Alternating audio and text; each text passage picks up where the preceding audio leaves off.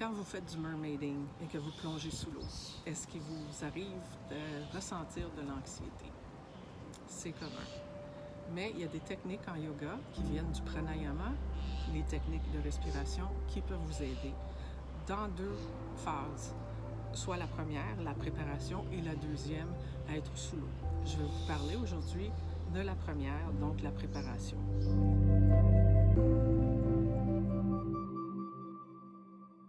Bonjour, je suis Julie, je suis avec Ola Yoga.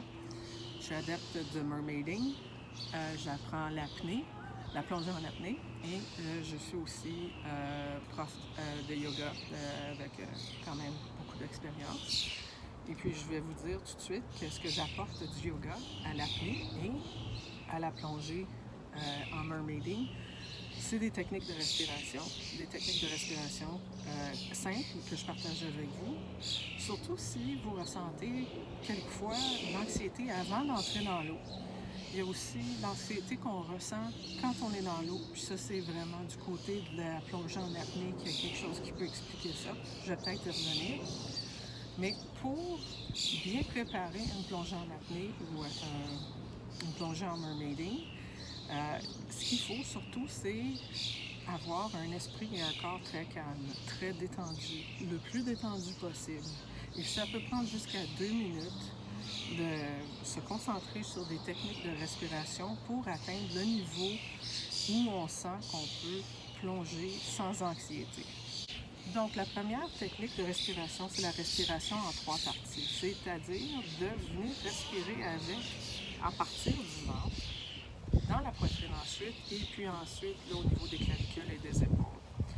Plus le corps reçoit d'oxygène, plus il se relaxe, parce que ça diminue le dioxyde de carbone, qui est l'autre gaz qui se produit en échange avec l'oxygène. Et puis c'est généralement quand on ressent le dioxyde de carbone qu'on devient crispé, énervé, anxieux, puis qu'on commence à avoir le réflexe de « Oh my God, il faut que je sorte de l'eau parce qu'il faut que je respire ». Donc, la première chose, c'est d'augmenter l'oxygène dans le corps. Et puis, en faisant la respiration en 3 parties, on peut faire ça. Donc, on va commencer seulement par respirer par le ventre. Donc, autre chose avant de commencer, on inspire par le nez, on expire par le nez, sauf dans le cas où on veut vraiment expirer tout l'oxygène du corps. À ce moment-là, on peut expirer par la bouche. Mais pour l'exercice ici, on passe par les narines. Donc, on inspire, on gonfle le ventre. On expire, on dégonfle le ventre. On répète 3 fois. On inspire et on expire. On inspire et on expire. Une dernière fois, on inspire, on gonfle le ventre et on expire, on dégonfle le ventre. Déjà, peut-être vous ressentez une différence dans vos sensations corporelles. Vraiment, c'est une question de laisser aller son bedon. Quand vous pensez au Bouddha, il y avait un gros bedon, donc il respirait très bien. Donc, la deuxième partie de l'exercice, c'est de faire commencer la respiration par le ventre et puis de continuer avec la poitrine. Donc, on met les mains sur le ventre et la poitrine. On inspire ventre et ensuite poitrine. On expire de la poitrine et ensuite le ventre. Donc, inspiration, gonfle le ventre, gonfle la poitrine. Expiration, dégonfle la poitrine, dégonfle le ventre. Encore 2 fois. On inspire, ventre, poitrine. On expire, poitrine, ventre. On inspire, gonfle le ventre, gonfle la poitrine. On expire, dégonfle la poitrine, dégonfle le ventre.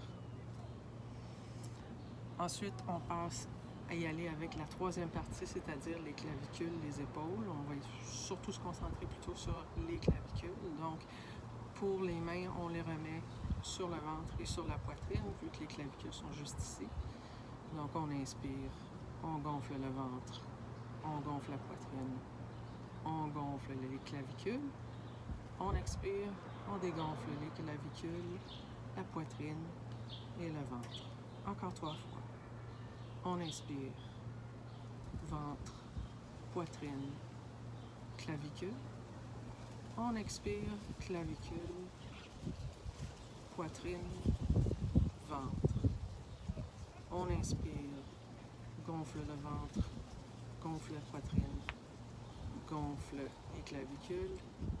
On expire, dégonfler les clavicules, la poitrine et le ventre. Donc, c'est la respiration en 3 parties. Vous pouvez aussi pratiquer cette respiration-là simplement aussi en vous couchant sur votre tapis ou vous pouvez vous coucher même sur le plancher, sur votre lit, et puis vous faites la même chose. Vous placez les mains sur le ventre et sur la poitrine. Des fois, c'est plus facile de le ressentir comme ça. Donc, la deuxième technique continue avec la première de la respiration en 3 parties. Petite complication, on compte la durée de l'inspiration et puis on s'assure qu'à l'expiration est un petit peu plus longue. Par exemple, si en 3 parties, je fais inspire 2, 3, j'expire 2, 3, 4. Donc, je peux même aller plus loin que ça, mais généralement, quand on commence, c'est plus facile d'y aller peut-être avec inspire 2, 3, expire 2, 3, 4. L'expiration plus longue que l'inspiration envoie au corps le signal de se détendre, vraiment de se détendre. Donc, c'est vraiment une façon de calmer le corps et l'esprit assez rapide une fois qu'on a maîtrisé la respiration en 3 parties. Donc, on peut l'essayer ici. Si vous sentez le besoin de mettre les mains sur le ventre et la poitrine, allez-y. Mais je vais compter les inspirations et les expirations. On maintient une petite pause à la fin de l'inspiration avant d'expirer. Ce que je voudrais dire aussi, c'est que l'expiration, à ce moment-ci, elle peut se faire par la bouche. Et puis, ce qui fait que c'est différent d'expirer par la bouche, c'est que ça stimule le nerf vague. Le nerf vague se promène du bas du crâne jusqu'au coccyx et puis va vraiment toucher tout le système nerveux. Alors, ça envoie le signal au système nerveux de se calmer. Donc, je vais faire le compte et le décompte et à vous de choisir, dans le fond, l'expiration si vous désirez la faire par le nez ou par la bouche. Alors, on inspire, 2, 3, petite pause. On expire, 2, 3, 4. On recommence. On inspire, 2, 3, petite pause. Et on expire, 2, 3, 4. Encore 2 fois. On inspire, 2, 3, petite pause. On expire, 2, 3, 4.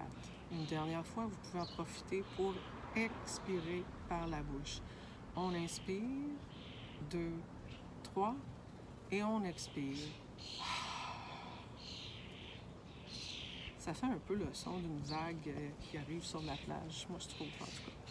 Parce que je pense tout le temps à l'océan, je pense tout le temps à l'eau. Un peu comme vous, je suis sûre. Donc, les 2 techniques de respiration, la respiration en 3 parties et puis l'expiration plus longue que l'inspiration, peut faire partie de l'exercice de relaxation que vous faites avant une plongée, jusqu'à 2 minutes de préparation avec cette respiration-là. Moi, dans mon cas, je m'entraîne à faire des apnées dynamiques, c'est-à-dire de rester sous l'eau quand je fais le kick du dauphin pour faire un 25 mètres sans respirer. Puis je pense que je prends plus que 2 minutes pour me calmer, me détendre, puis tout ça avant de pouvoir réussir.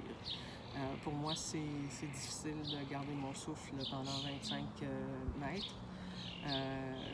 Et puis, ce dont je parlais plus tôt, c'est l'autre versant de l'apnée ou du moment où on se ressent de l'anxiété quand on est dans l'eau puis qu'on ne respire plus.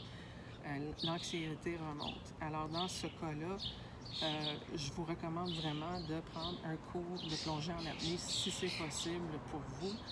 parce que vous allez faire des entraînements qui vont vous permettre vraiment de bâtir une tolérance aux réponses physiques du corps, puis à l'augmentation de dioxyde de carbone dans le système respiratoire, puis aussi à un peu là, faire de la méditation avancée, puis de vous dire que ouais, même si mon corps me dit je respire plus, je panique, d'être capable de passer par-dessus.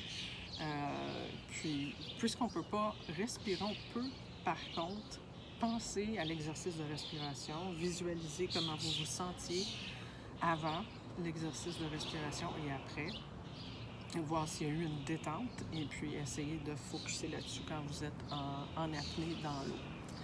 Alors, c'était tout ce que j'avais à partager avec vous aujourd'hui. On va revoir ça ensemble lors du Mermaid Meetup. Et puis, je vais essayer de vous amener d'autres exercices de respiration et surtout l'exercice de posture en yoga qui vont venir préparer le corps pour le calme et aussi en flexibilité pour toutes les belles choses qu'on fait dans l'eau quand on est sirène.